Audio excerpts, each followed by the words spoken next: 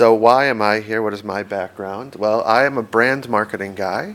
You can see from my resume, I've worked for several ad tech and SaaS companies. And the company that I work for, Similarweb, we have all the data, every website, every mobile app. And this gives me a really unique insight into what is going on in the digital world, and specifically for affiliates, which is a huge target market for us. Can I just get a show of hands? How many people are familiar with Similarweb before the session? How many people are customers? Nobody? How many are going to be customers after the session? Just kidding. I'm not selling here. If you want to know how we get our data, so all of these insights and numbers that I'm going to show you, and let me know if you can't hear me if I'm too far from the mic.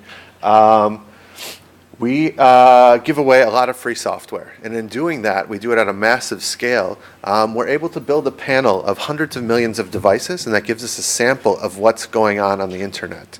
And so we will use that panel, we will buy data from ISPs, and we will also match that up with our own crawlers. So we map the web pretty much every day to see what's going on. And that gives us a very nice sample of what's going on. But in order to understand the accuracy, what we need to do is we need to say, okay, does our data match up with something else? And so we've built a learning set. And our learning set is a machine-driven algorithm that takes data from sites that connect their Google Analytics to us. And so our learning set is now hundreds of thousands of devices. And that puts together all of these insights and all of the statistics that I'm going to show you today. So where is affiliate marketing making an impact? And I think, walking around the meat market today and knowing the companies that have been at affiliate summits and previous versions and previous conferences, we can see that here are the top industries in terms of dependence or reliance on referral traffic, meaning that somewhere in sort of the traffic flow, the final acquisition, there are sites that are sending traffic, and we can see that computers and electronics and the adult industry are relying on almost 25% of their traffic to be sent from somebody else.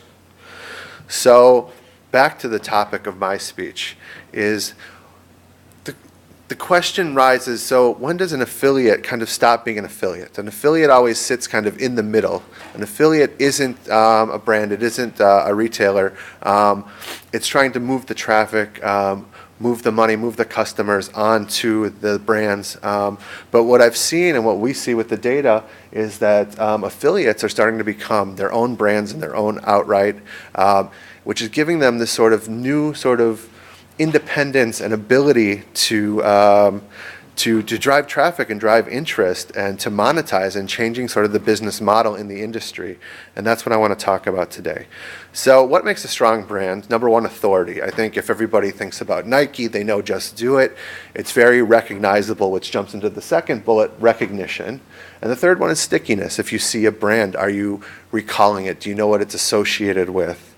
But what makes a strong affiliate brand? I think there's one more key element, and that's the fact that it needs to add some kind of added value. That these kind of affiliates that are getting into the brand game now are able to offer this kind of added value in addition to being able to move the traffic through. And so what I want to talk about is I want to talk about some affiliates and dive deep into their data. I've picked 4 examples, 2 from the finance industry, one from a well-known retail mega brand, and one from the publishing industry, where I see very fascinating things going on. And I'm going to close with a bit about social media and how that's even like getting into the game of affiliate marketing. And I just want to point out, you can see my note on the bottom, all of these are what I find very interesting data examples. I'm not endorsing these companies in any way. They aren't our customers, and they aren't sponsoring me at all. So the first one is Credit Karma. And I don't know if you can read up front, but Credit Karma, this is the list of the top websites in terms of traffic for the financial industry. And Credit Karma is up there with some of the biggest players in the industry. And what are they doing? They're offering, for the most part, free credit scores. And if we look in terms of brand recognition, we see here's the top keywords um, in terms of the finance category, and we can see Credit Karma is number 8 within the industry. And here's the top keywords, and we can see that actually Credit Karma is also again 8 here. You know, after PayPal, after Bank of America, people are looking for Credit Karma. So they've got this brand, they've got some kind of added value, and this is who they're driving traffic to. They know the industry knows them, they've been around for a long time. So people like Equifax and Discover and Citi are buying this traffic and are using Credit Karma to reach customers. And it's not just a website, it's an app as well, and it's a very, very popular app. Actually, it's the number 9, so it's a top 10 app in the finance category in the Google Play Store, with amazing penetration. So if we go back to the checklist that I showed you at the beginning, do they have brand authority? Of course. Recognition, recall, and what's the added value? The added value shown here, the free credit scores. So now let's take a look at NerdWallet. Is anybody familiar with NerdWallet? A few people. Are you in the finance industry? No, okay. So NerdWallet is a very, very cool company. They're already worth over $500 million. They're doing $100 million in annual revenue, all off of affiliate marketing. And how did they do this? How did they get this huge sustained growth with this brand? So we see that the brand is growing. They did it through SEO. So if we look at the top 20 sites within within the finance category for SEO traffic, we see that NerdWallet is now number 13, and I apologize for the small fonts. If anybody wants a copy of my slides afterwards, I'm happy to send it. And we can see how reliant, they built a whole business model. This is their traffic breakdown of how they get traffic through the different data sources to their site. 81%. The biggest majority of their traffic is coming from organic search. And so what kind of content?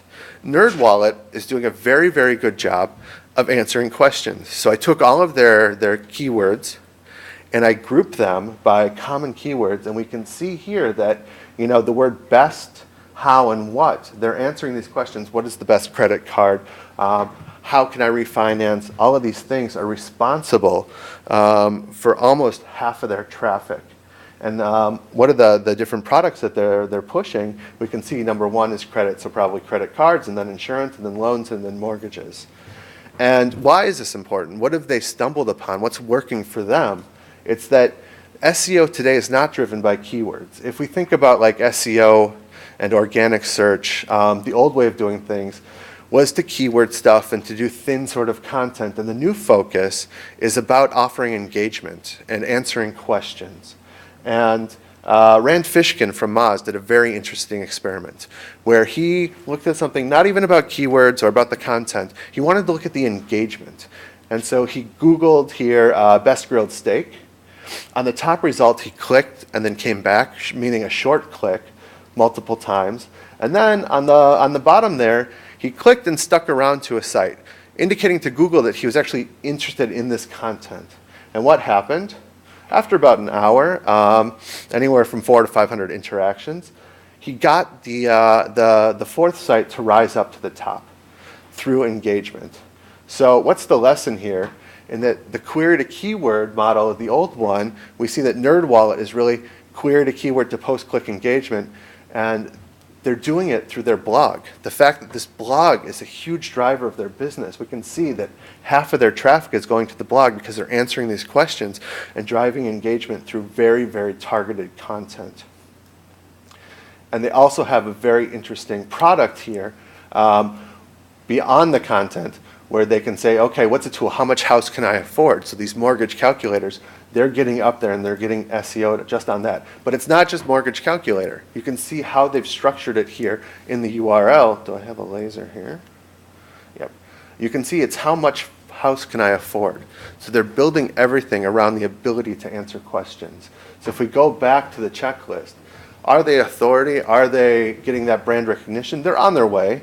I don't know about recall, but they're definitely figured out how to do that sort of added value and become very, very discoverable.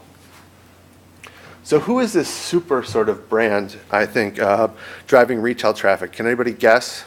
Who do you think the biggest affiliate is in the shopping sort of e-commerce world? Quiet? Anybody? What? Amazon is the receiver. Who is the person sending traffic? No ideas? Slick Deals. Slick Deals is popular online at a scale almost incomparable to any other site. If we look here, these are the top 10 sites sending traffic to other sites globally. Sorry, not globally, in the US, but across all categories. Slick Deals is almost as popular as AT&T or AVG or even MSN there. In fact, if you look at Google and you look at what are the top 100 most popular keywords, Slick Deals, its own brand, is number 42. Slick Deals is sending 46 million monthly clicks to retailers.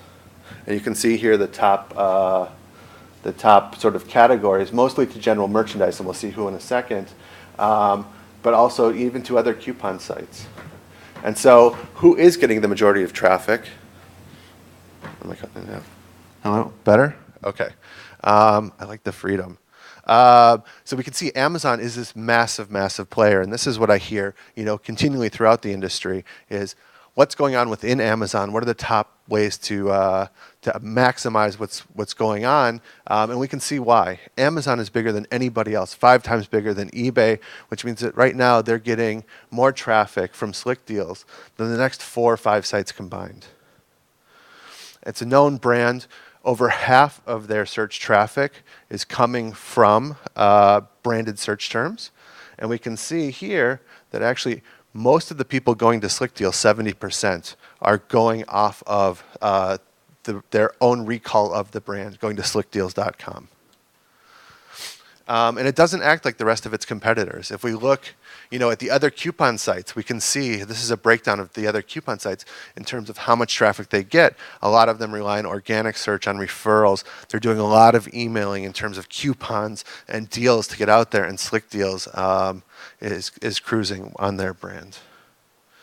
Their app is highly used. If we see Slick Deals here is in the blue on each graph.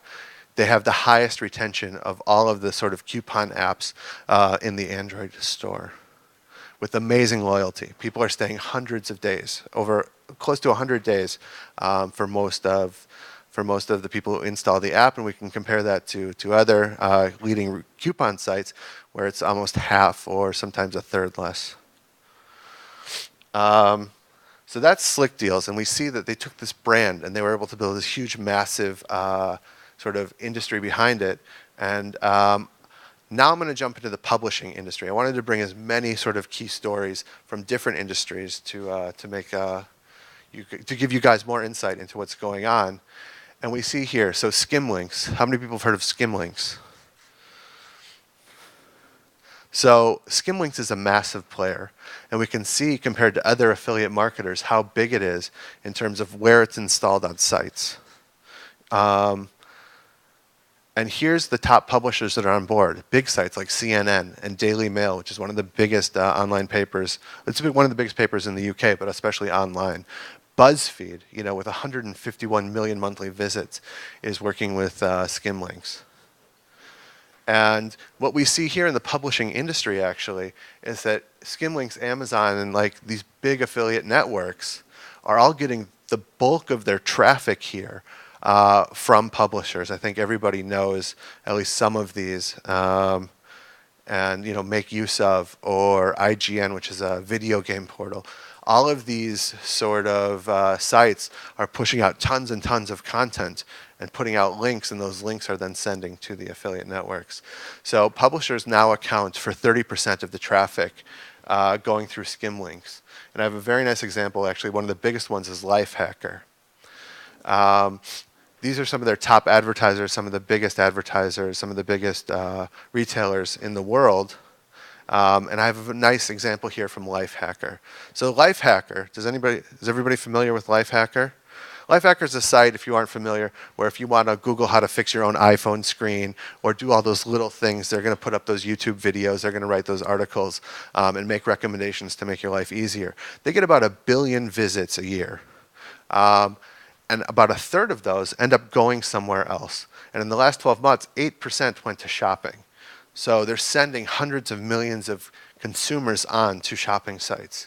And so this is the story of the $3 million post. They wrote an article in 2014 about the 5 best online glasses stores. And it, shot to the top of Google.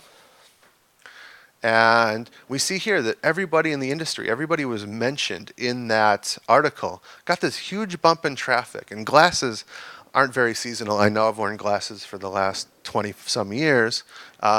Glasses are like an always-on business. So what happened, this article, and now we're looking at the referral traffic, came out and started jumping up these bumps in referral traffic.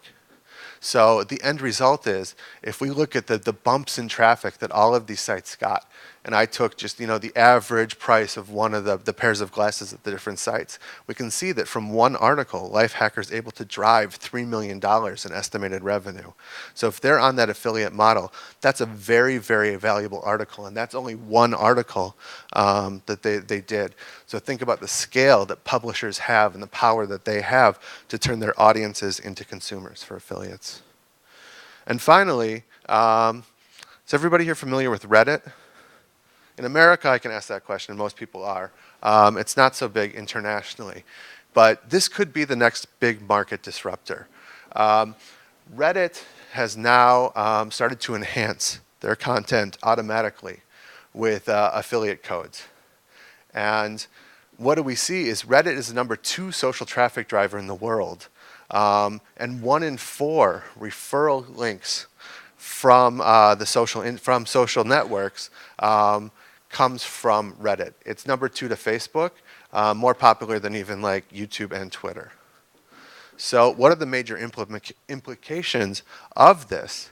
We see that among certain audiences and certain industries, people are out there recommending games. We see that Reddit, for GameStop is sending more traffic now than all the other social networks. We see for Newegg that Reddit is even bigger than everybody else combined. And for AliExpress, the Chinese retailer, very similar stats. So if you're in the affiliate world and you want to understand what's going on, I think it's very, very important to keep an eye on how you can actually put content through Reddit and maybe take advantage, or maybe if that money is going straight to Reddit, to know that you have a very dangerous competitor lurking in the midst. And that's my presentation. I'm here for questions if you guys have. Yes? Split deals, that was stunning, by the way, that data. How were they able to build such a following on site? I think because a lot of their content at the beginning was user generated.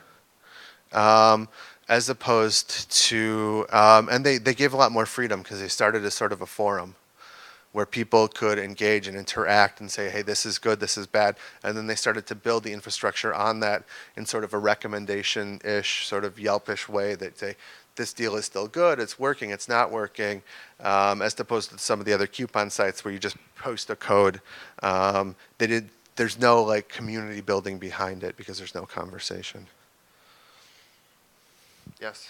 With Reddit rewriting knowing, how can individual brands kind of capitalize on that channel to boost their own engagement? That's a good question because Reddit can be very finicky with the users in terms of like brand intervention. I think #1, to make sure that stuff is posted on Reddit. I can tell you for Similarweb, for our own personal blog, we get like 7 to 8 viral posts on Reddit a year where they'll drive 50, 60,000 visits to our blog for like something. We put out a lot of the similar data. But for every link that we're putting up to our blog, I'd say 2 get taken down by very serious editors. It's kind of similar to, I think, like Wikipedia back in the day with the very strict Wikipedia editors. So you have to find that balance where it's not too commercial, but to make sure that you are relevant there. And there's influencers in Reddit. You have to talk to the right people and, talk to the right moderators. Any other questions? No? Well, if not, Similarweb is here. We have a booth tomorrow on the 6th floor in the main kind of rotunda area. Feel free to stop on by. I'm happy to give you a demo if you want to look at other sites and see what's going on, see how traffic flows to your specific brands or advertisers or industries. And thanks for attending.